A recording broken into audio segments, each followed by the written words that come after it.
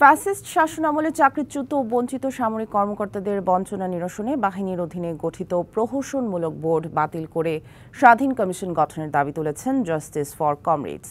রবিবার ঢাকা রিপোর্টার্স ইউনিটিতে সংবাদ সম্মেলনে এসব দাবি তোলেন সামরিক বাহিনীর চাকরিচ্যুত সদস্যরা। এ সময় 5 আগস্টের পর এখনও কেন স্বাধীন তদন্ত কমিশন গঠন করা হলো না সেই প্রশ্ন রাখেন তারা।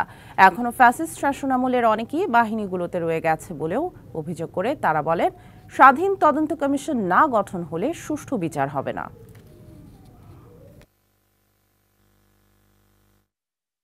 র্যাবে যে সমস্ত অফিসাররা গিয়েছিল তাদের মধ্যে যারা সেই জিয়াউল হকের মতো এই ক্যারেক্টারের আদেশ শুনে নাই, তাদেরকে বাধ্য করা হয় চাকরি থেকে চলে যেতে। আমরা চেয়েছিলাম একটা স্বাধীন কমিশনের মাধ্যমে ভবিষ্যতে যেন সেনাবাহিনীর অফিসার এবং সদস্যদেরকে এইভাবে নিপীড়িত করা না যায় বা নির্যাতিত করা না যায়, একটা প্রপার আইনি সুরক্ষা যেন আমরা পাই। উৎসবে খুশি হবে নগদে বেশি, কারণ ঘন্টায় ঘন্টায় আছে গিফট জেতার সুযোগ।